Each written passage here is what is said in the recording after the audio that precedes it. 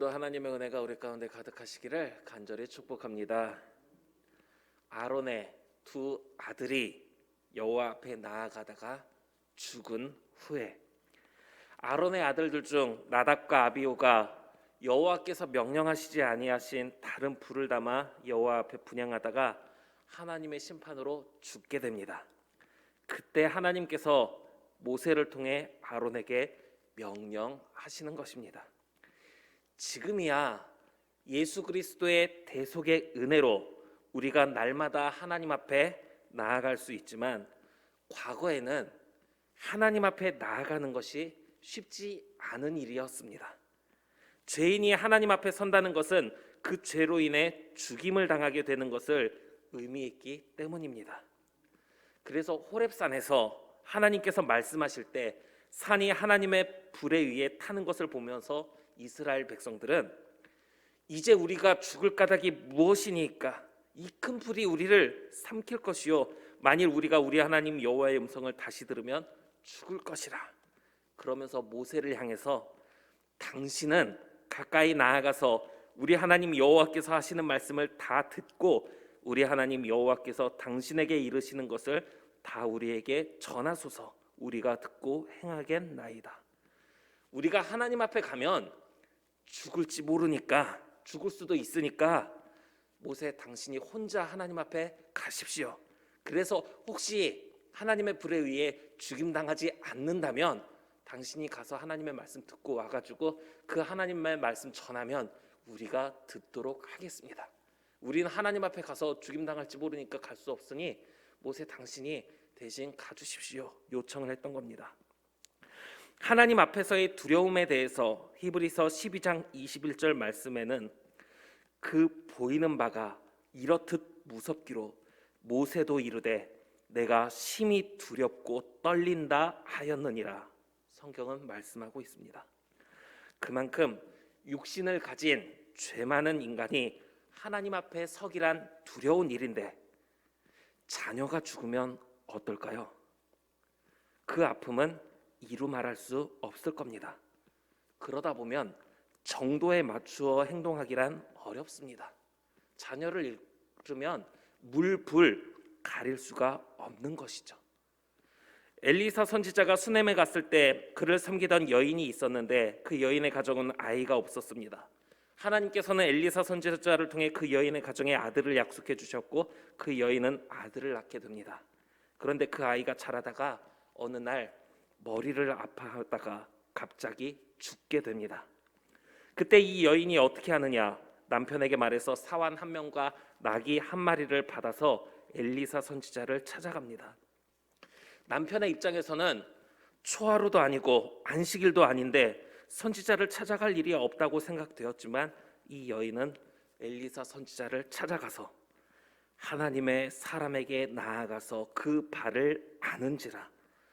엘리사의 사환이 자제시키려고 할 정도로 엘리사 앞에 엎드려 가지고 그 발을 꼭 붙잡는 겁니다. 그만큼 자기의 아이를 잃은 그 슬픔을 표현하는 것이죠. 슬픔의 간절함을 나타낸 것입니다. 자녀를 잃은 슬픔으로 그냥 있기란 쉽지 않습니다.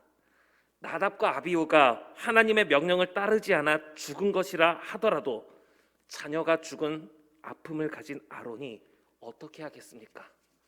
부모이기 때문에 하나님 앞에 나아가 원통함과 안타까움을 하소연하지 않을까 생각이 됩니다. 하나님, 나답과 아비후가 잘못한 건 맞는데 그렇다고 그렇게 꼭 데려가셔야 했겠습니까?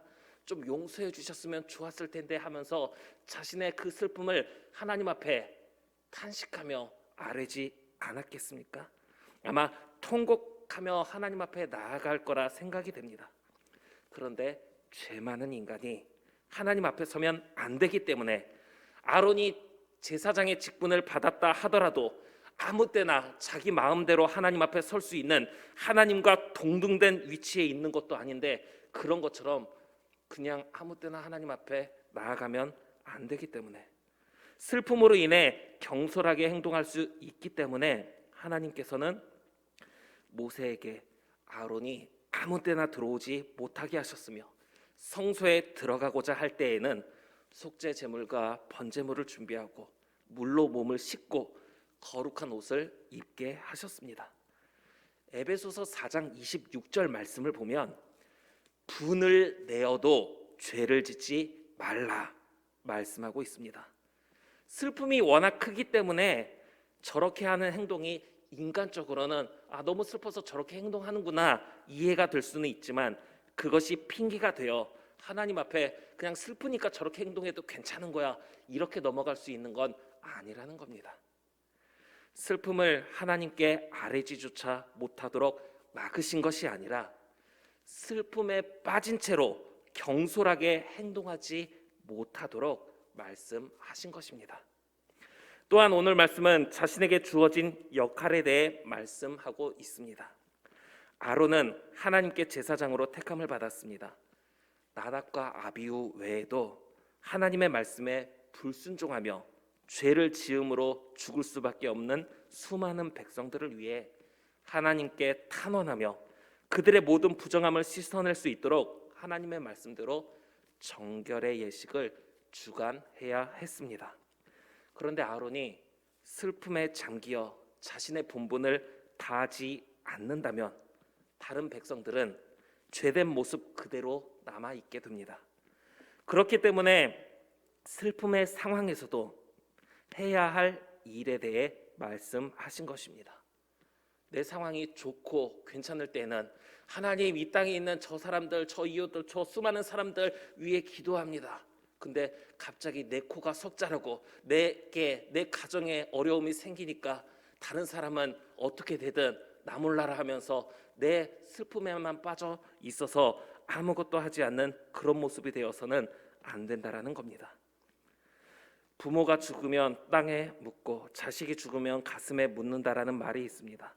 자녀를 향한 그리움이 무엇이 문제이겠습니까? 평생의 삶 동안 가슴속에서부터 문득문득 떠오를 수 있습니다.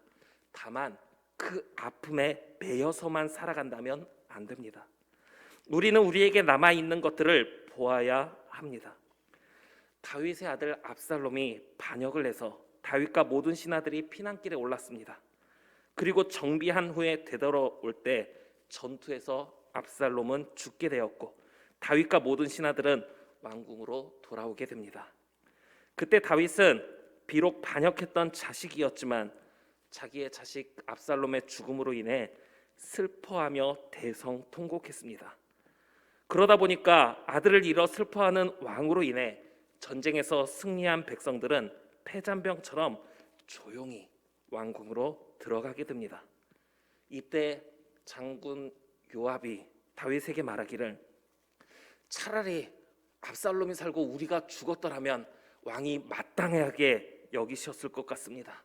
그렇게 이야기하면서 이제 일어나서 빨리 나가서 저 왕의 부하들 자신의 목숨도 아끼지 않고 이 국민들을 위해서 이 모든 사람을 위해서 전투에 임했던 저 사람들의 마음을 위로하시고 저들을 좀 돌보아 달라고 저 사람들의 마음을 헤아려 달라고 이야기를 했습니다. 아들을 잃은 슬픔이 있지만 목숨을 내걸어 전투에 임하여 온 백성들이 돌아오게 만든 백성들, 병사들 외면하고 있어서는 안 된다는 것이었습니다. 우리는 슬픔과 그리움이 평생 이어질 수는 있지만 거기에 매여서 아무것도 하지 않고 슬픔에 빠져만 있을 것이 아니라 우리의 삶 속에서 우리에게 맡겨진 시간 동안 우리가 해야 할 일들을 해야 하는 것입니다. 하나님께서는 모세를 통해 아론에게 아론 자신을 위해 백성을 위해 속죄 제물과 번제물을 준비하게 하셨습니다. 그래서 자기와 집안을 위하여 속죄하고 한 염소는 여호와를 위하고 한 염소는 아사셀을 위해 제비를 뽑게 하셨습니다. 그리고 여호와를 위해 제비 뽑은 염소를 속죄제로 드리고 아사셀을 위해 제비 뽑은 염소는 광야로 보내게 하셨습니다. 아사셀, 히브리어로 아자젤이라고 하는데 그 어원이 아잘이라는 가다 떠나다라는 단어에서 파생이 되어 온 단어로 이 아사셀은 내보낸다, 온전히 제거한다라는 의미를 가지고 있습니다. 한 염소는 용서의 속죄제로 하나님께 드리고 한 염소는 우리 안에 있는 모든 죄를 떠나보낸다는 것을 상징하는 의미로 광야로 내보내게 하셨습니다.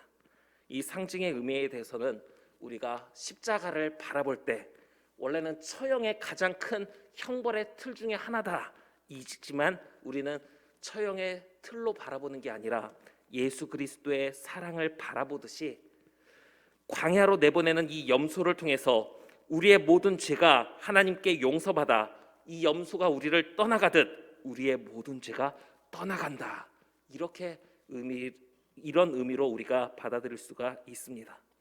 그러나 언제나 우리에게 중요한 것은 그런 상징적인 행동을 했다고 해서 정결하게 되는 것이 아니라 오늘을 살아가는 우리들은 하나님이 기뻐하시는 모습으로 하나님 앞에 나아가야 할 것입니다.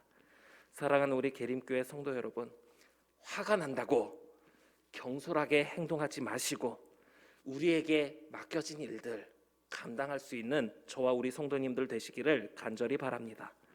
상징적인 행동들을 통해서 우리의 마음을 하나님께 표현하는 데 힘을 다하시되 하나님, 제가 하나님 사랑하는 거 이렇게 보여드립니다 하고 상징적인 행동을 통해 하나님을 사랑하는 것을 표현하시되 그 행동에만 멈추지 말고 하나님이 진정으로 기뻐하시는 모습들, 그것을 위해서 우리가 이 상징적인 행동을 할 뿐이지 정작 중요한 것은 우리의 온몸과 마음과 힘을 다해서 하나님의 뜻대로 살아가는 삶이라는 것을 기억하면서 하나님 앞에 오늘도 나아갈 수 있는 저와 우리 모든 성도님들 되시기를 간절히 빌고 원합니다.